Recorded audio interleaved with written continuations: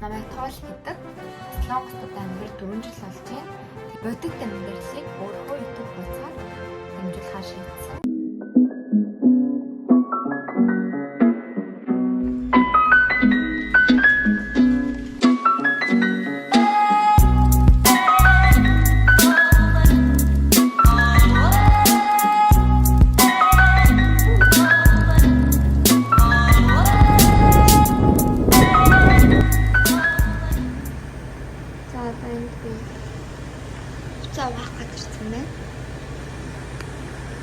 Гэр ойролцоотой хамгийн ойрхон угаалгын газар.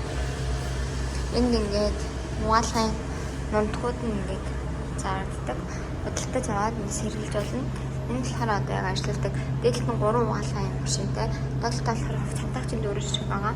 Ингээд хуцаа хийгээд зөөж боломжтой. Энэ ингээд бодлоготой. Ингээд үзэнгээ энэ болохоор нэг хатаадаг дөрөв хэсэг нэ. Тэгээ үнэгүй Wi-Fi-тэй хэрэглэх. За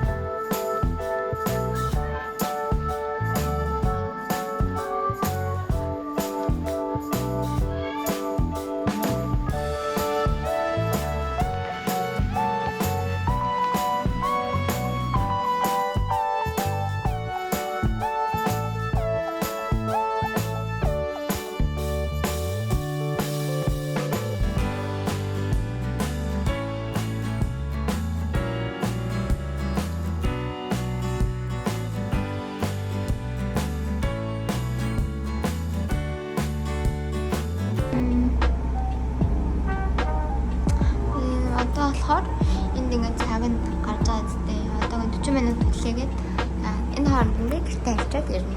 Хэрэг гэсэн хэлээ. Угаалт маань дуусах байна. Баясаа хатсан байна.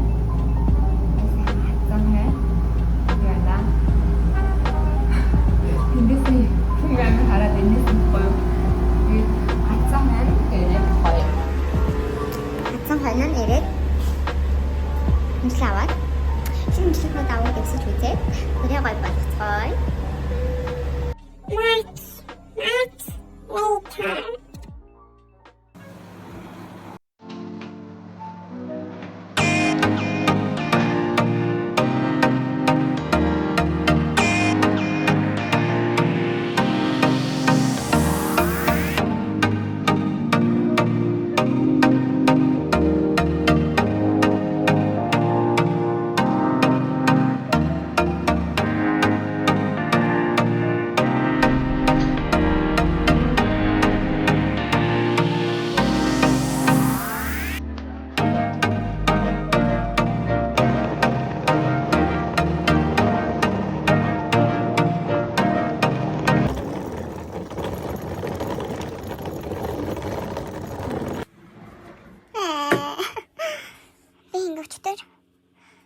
Юу хоёр ингэж яасан.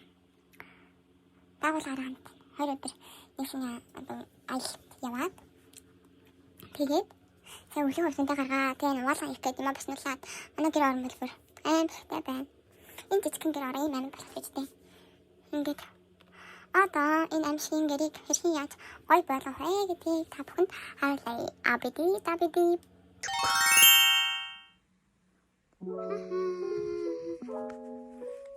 Ингээд гоё миний зурсан дөрөг байна. Тэгээд шкаф. За одоо ингэж шин. Миний номын хэсэг байна.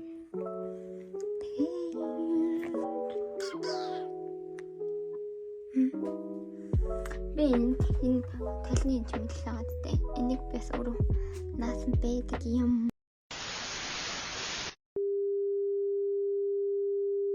би ажилд орсон. Солонгост ер нь бол би ирээд 4 гаруй жил болж байгаа.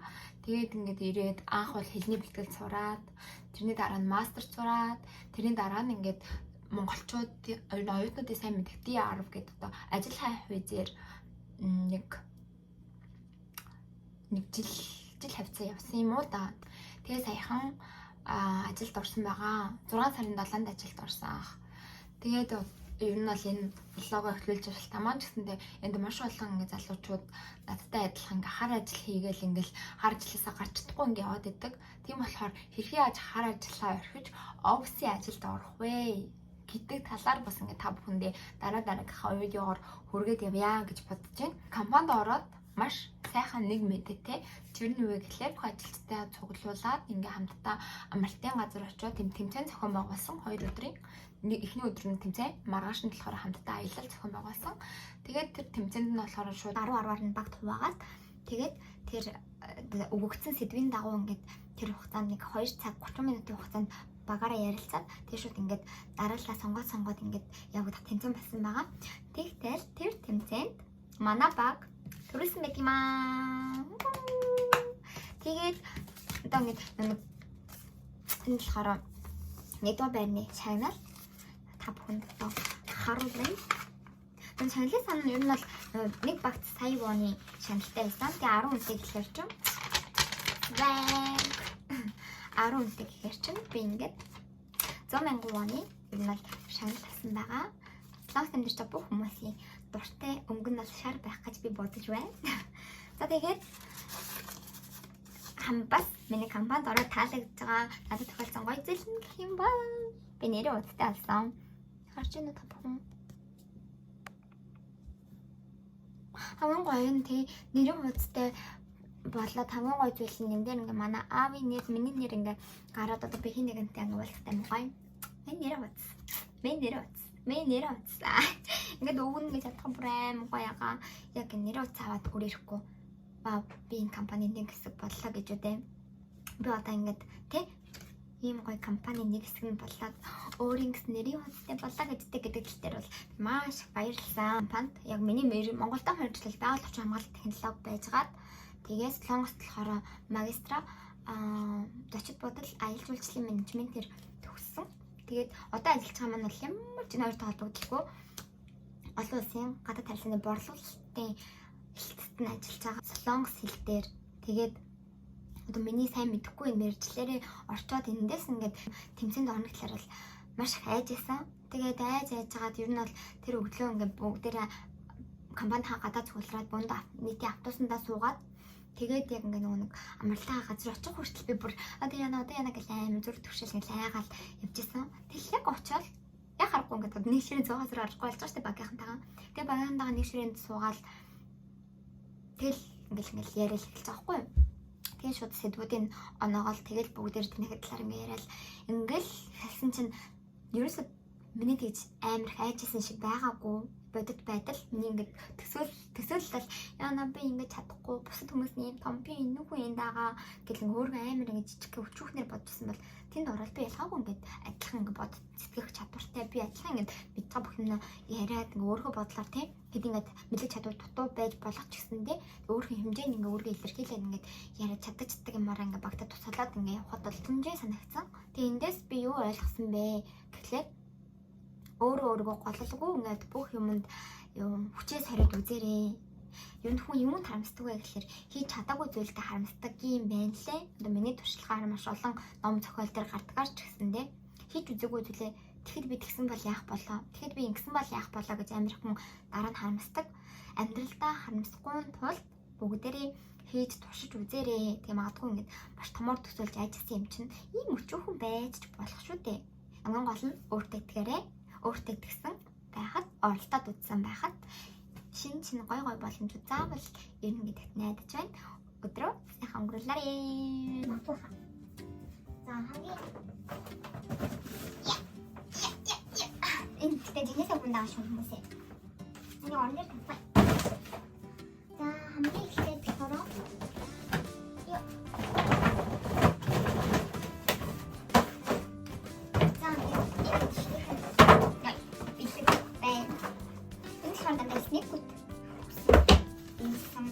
Мэдээ нэг нь амар байсан. Би нэг надад бичэн их тустай бичлээ. Нэг дааш нааштай ч юм нэг тэгээд ухаад л идэхэд гоё байх. Тэгвэл их тустай бичлээ. Идэх юм байвал надаас ирээд аваарэ. За дараа тана. Ер нь бол энэ хүмүүс юм лац гэсэн бүтээгдэхүүнийг амир хийдэг. Лац гэсэн бүтээгдэхүүнийг амир хийдэг. Ингээс би тэгээд хамшаа. Би нэг аль хэдийн талаар бичсэн. Тандан. Энийг ингээд юм өгсөн. Сток байна өгсөн. Тэгээд хайд өгсөн юм шимбал. Юу вэ? Тагараа гойцтой юмстэй юу байх вэ? Энэ бас шампу, body wash. Тэтэйсэн энэ шампунь байсан би тэрийг сэргэлцээ. Тэгээд энэ шампунь, body wash би энэ фарбери йогурт гэдэг шампунь хүмүүс юм гоё. Ингээд йогурт энэ шампунь уртын баяраар гэсэн бэлгэнүүд байлаа. Тэгээд сүүлийнхаа энэ ампунь баг тийм юм. Энэ хаа юу байсан бэ?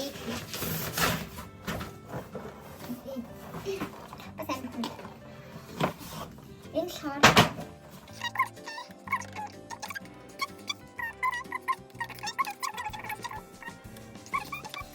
бэлгэнүүд ч бас тийм альбом тушаалаад байгаа. Өөрчлөлт гэдэг юм лээ. Манай менежер юм болон ингээд яг уртсан баярын яг бидний амархан өмнөх өдөр ингээд бэлгүүдийг тарахлаа. Автоматиктай модорж ирээд хүмүүс ингээд тарахлаа үзсэн байхгүй юу? Тэгээд бүгдний ажил юм болох гэсэн юм бас альбом тушаалаад байгаа. Бэлгэн өөрчлөлт гэдэг юм лээ. Тэгэхээр яах нь бүгдээрээ ажиллаа. Сайн их наахан. За ингээд дараа дараагийн хавчлаар уулзцгаая. Баяртай.